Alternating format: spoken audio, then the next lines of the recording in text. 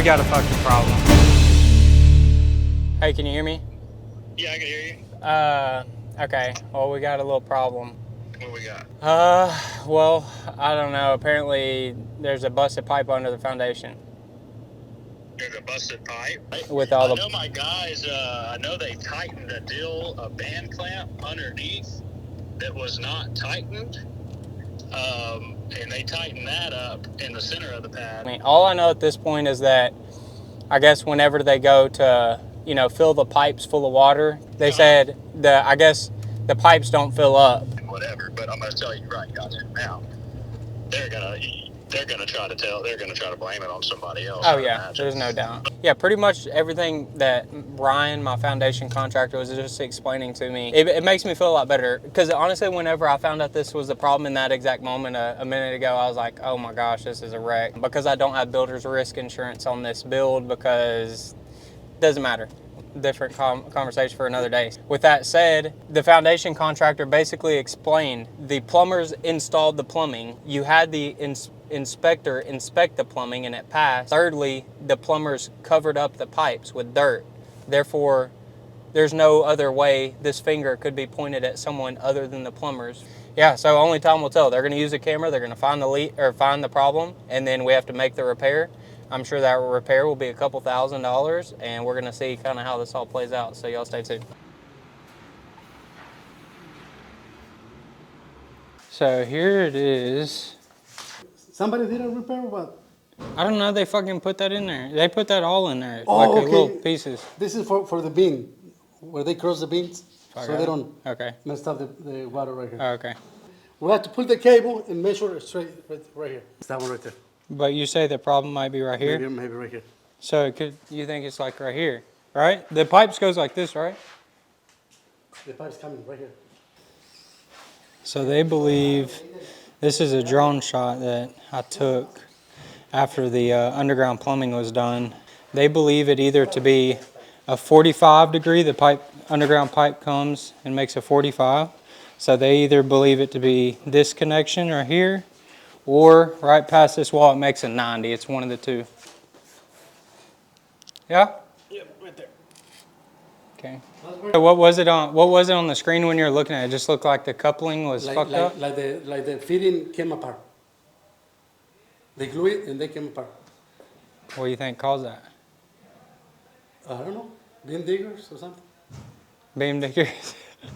The concrete? We're going to see, you know, if it's got a hit in the pipe, somebody did. So if it's because got... It didn't come up by itself, you know. Somebody got to do something with it. Right. Yeah, tell them, not enough fucking glue. Told y'all I built this bitch. Aquí no va a salir el agua corto. Pero...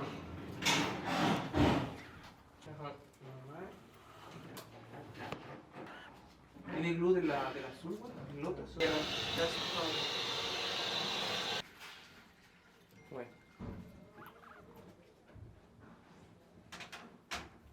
See, this line over here? It's a broken pipe. Yeah.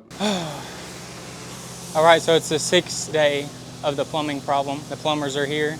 They got a camera and they got I guess a locator tool that they're gonna try to use to find the plumbing issue. Anyways, on day 5 of the issue, I gave them all last week. I was like, I'm gonna be patient, give them a full week to find the issue. After that, it's time to, you know, get the issue resolved. Not my favorite contractor. Anyways, day 5, they ended up using the camera. They found the problem. It's a cracked pipe in the top of the drain line below the concrete slab. So yeah, big issue. Today, they're coming back with another camera and a locator where they're going to use the locator to exactly identify, you know, within a very close area where the problem is. So my foundation contractor, who's about 20 minutes away, he's gonna show up and either cut the concrete or he's going to dig under the concrete slab, depending how far it is. So then my plumbers can then make the repair, cover it back up, put the concrete back. So that's it. At least we found one of the cracks. Apparently the plumber believes there may be two cracked areas, which seems like we're making some progress. Still a long way to go, so let's see. He says the issue is somewhere right here. Maybe this is a broken pipe, or the issue's right here. It's like 20 feet that way. He said there's a blue paint or fucking glue.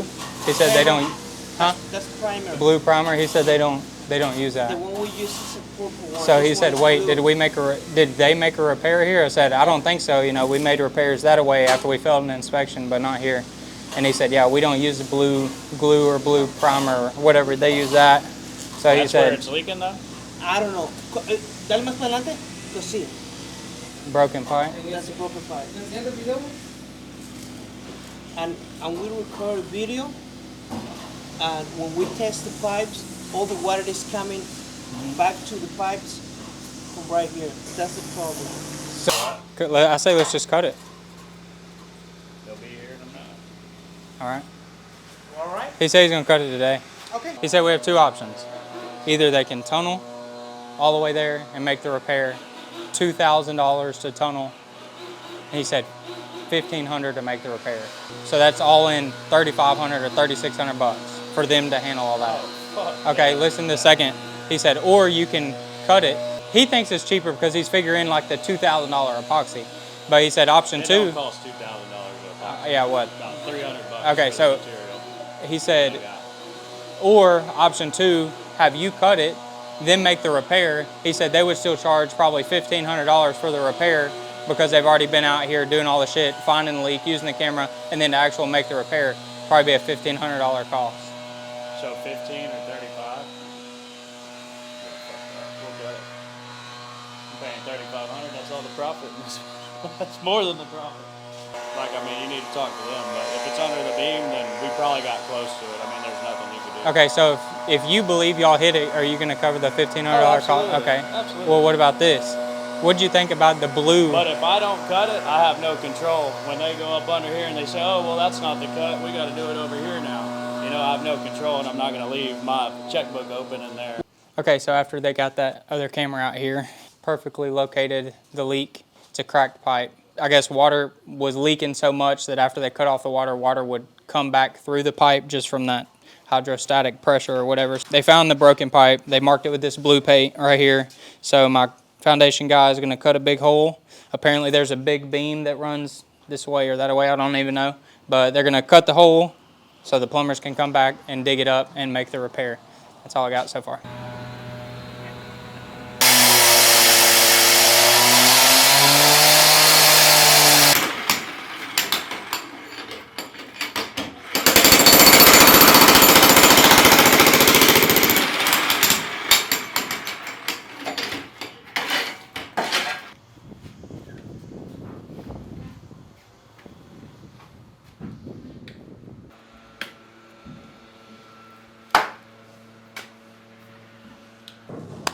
All right, so it's the next day. The foundation people, they quit yesterday, maybe about 6 o'clock, and because they knew they had a little bit more work on their hands, so they showed up this morning about 8 o'clock and finished cutting the hole. And then as you can see, they've actually dug down a couple feet to the exposed pipe. Now we're just waiting on the plumbers to arrive. Hopefully, whenever they dissect the problem, whatever that may be, hopefully the broken pipe is right here, because there's a beam that runs right here, maybe like 2 foot wide. Big ass concrete beam, goes a little deeper. They need to be able to make the repair on this side of the beam. If not, we have to cut another hole on this side of the beam, dig down, and make the repair there. So anyways, we're waiting on the plumber to get here where he can cut open this this sleeve. This sleeve was actually put there to protect the pipe for whenever the concrete guys dig the beam, the trench for the beam. So I guess it didn't do its job. Maybe it was put in the wrong place. Not sure of exactly what caused this issue yet and what caused the broken pipe. And we'll pick it up when they get here.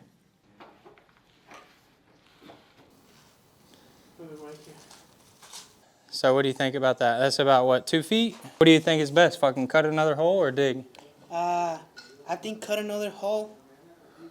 Yeah, cut another hole, and we'll replace from over there all the way to here. Okay, I understand. Yeah, so another day goes by on this issue. The plumber just showed up. Yesterday evening they actually showed up. They cut the pipe, and he was like, oh, it's not here. So then today, project manager shows up with a camera, and he put the camera back inside the pipe. And as you can see right here is the new dot. This was the original dot. So here was the original dot. But as I explained before, there's a beam here. The contractor decided to cut the hole over there. But unfortunately, that black dot is exactly where the broken pipe is.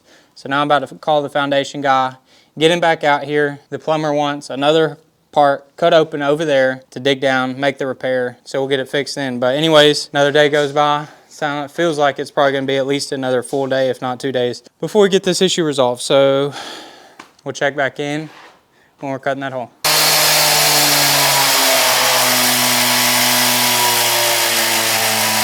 Okay, so the concrete contractor is here right now, cutting open the second new hole, and he's gonna dig down, expose the pipe. The plumbers will be here in a couple hours, and hopefully that is the issue, which it should be. The plumbers will be able to complete the plumbing repair today, and then tomorrow, concrete guys will come back out and make the concrete repairs, and hopefully the problem is resolved. Dirt was real bad. Hopefully.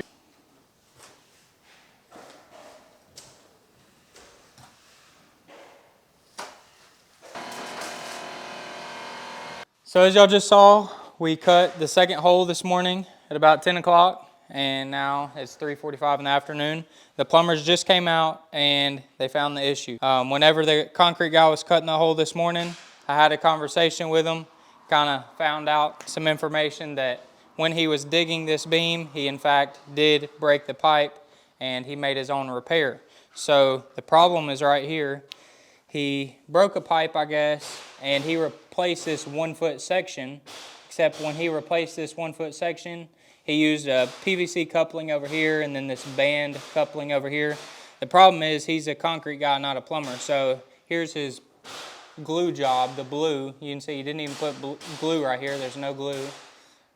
And whatever the case may be, one of these couplings or both of these couplings failed. I think it was this one. Anyway, so that was the problem. Just the problem continues because the guy was like, oh, I left a piece of pipe right here to make the repair. The pipe's not here anymore. I think I threw it away yesterday because it was out laying on the ground looking like a piece of scrap. So anyways, they're headed to the supply store real quick to grab the material to make the repair. They should be here shortly to be able to finish the repair. And then we're going to pressure test the full system to ensure that this problem is resolved and there's no other problems in the plumbing system. And then tomorrow morning, we'll be able to make the concrete repairs. All right, so right now, plumbers are in the holes making the repairs. Since the pipes are already in the ground, pretty much concreted in essentially, the pipes can't really be manipulated. So on this side, we're using a regular PVC coupling. And then over here on this side, we're going to use one of these band couplings where they slide it in there, slide the pipes over, and then tighten it down. And then once the repair is made, we'll pressure test it, make sure it's good, and cover it up with concrete.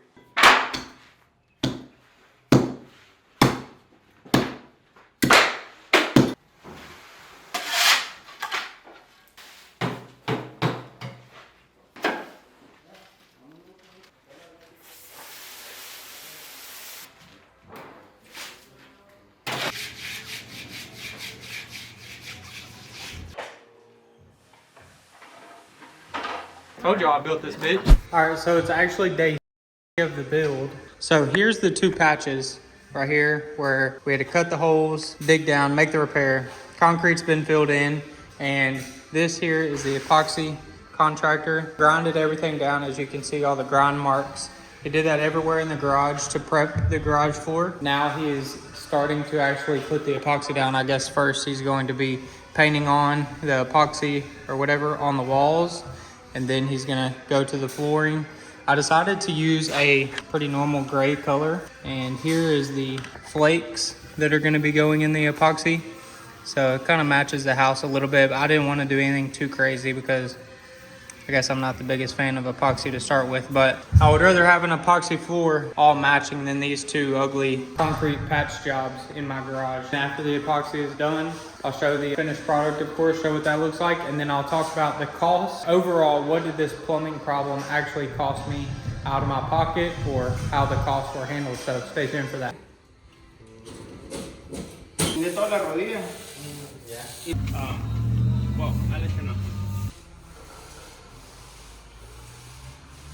Okay, so finally the plumbing problem is resolved. The epoxy floor is complete. I think it turned out pretty good.